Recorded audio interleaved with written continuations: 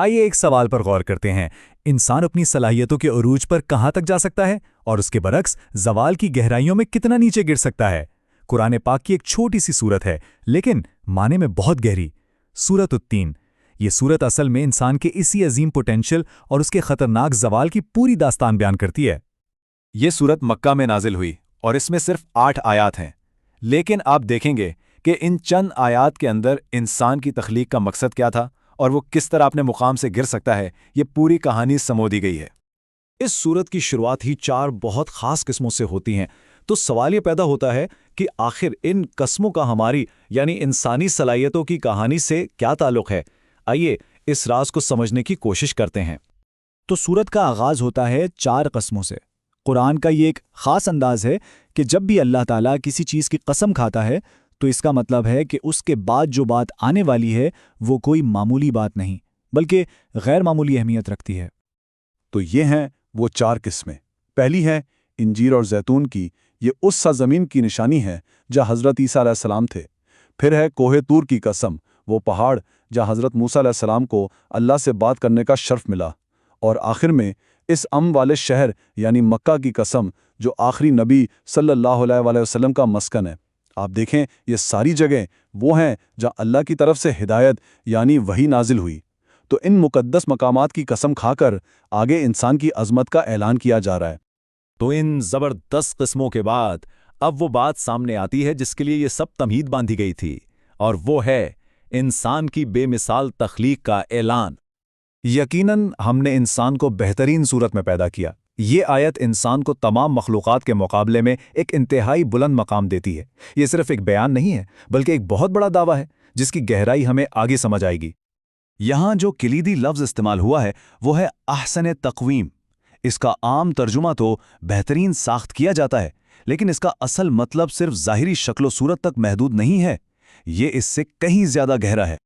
جی ہاں، احسن تقویم کا مطلب ہے کہ انسان کو نہ صرف ایک خوبصورت جسم دیا گیا بلکہ اسے عقل دی گئی، حکمت دی گئی اور سب سے بڑھ کر نیکی اور بدی میں فرق کرنے کی روحانی صلاحیت دی گئی۔ یہی وہ مکمل پیکج ہے جو اسے کائنات میں خاص مقام دیتا ہے۔ لیکن کہانی یہاں ختم نہیں ہوتی۔ جس بلندی پر انسان کو بٹھایا گیا وہیں سے اس کے لیے سب سے گہری پستی میں گرنے کا امکان بھی ہے، اور اب آتا ہے کہانی کا وہ ڈرامائی موڑ۔ پھر ہم نے اسے سب سے نچلے درجے میں لوٹا دیا۔ یہ آیت اس صورت کا مرکزی خیال واضح کرتی ہے کہ جو انسان بہترین ساخت پر پیدا کیا گیا تھا وہی سب سے گہری پستی میں بھی گر سکتا ہے۔ اس گراوٹ کے لیے لفظ استعمال ہوا ہے اسفلا سافلین، یعنی سب سے نچلوں سے بھی نیچے۔ یہ کوئی جسمانی پستی نہیں بلکہ یہ اخلاقی اور روحانی گراوٹ کی وہ حالت ہے جب انسان اپنی عقل اور روح کو بھلائی کے بجائے برائی کے لیے استعمال کرنے لگے۔ تو دیکھیے یہاں 2 انتہائیں ہیں، ایک طرف احسن تقویم یعنی تخلیق کا شاہکار، اور دوسری طرف اسفل سافلین یعنی اخلاقی پستی کی انتہا۔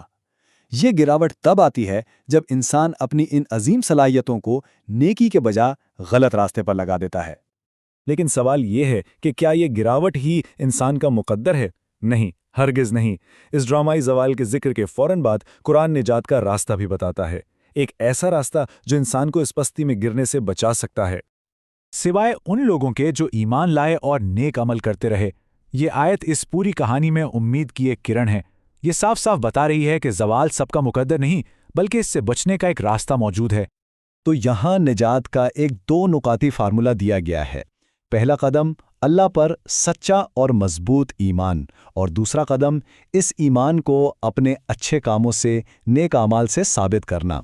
قرآن یہ واضح کرتا ہے کہ نہ صرف ایمان کافی ہے اور نہ صرف عمل، یہ دونوں ایک دوسرے کے لیے لازمی ہیں۔ اور جو لوگ ان 2 شرطوں کو پورا کرتے ہیں ان کے لیے ایک ایسے اجر کا وعدہ ہے جو غیر منقطع ہے، یعنی ایک ایسا اجر جو کبھی رکے گا نہیں، کبھی ختم نہیں ہوگا۔ یہ اس بات کی گارنٹی ہے کہ ان کی کوششیں ضائع نہیں ہوں گی۔ اب ہم سورت کے بالکل آخر میں پہنچتے ہیں جہاں اس پوری بحث کو ایک حتمی اور بہت ہی طاقتور نتیجے پر لا کر ختم کیا جاتا ہے، اور وہ ہے اللہ کے انصاف کا اقرار۔ سورت کا اختتام ایک ایسے سوال پر ہوتا ہے جو اصل میں صرف ایک سوال نہیں بلکہ ایک حتمی سچائی کا اعلان ہے۔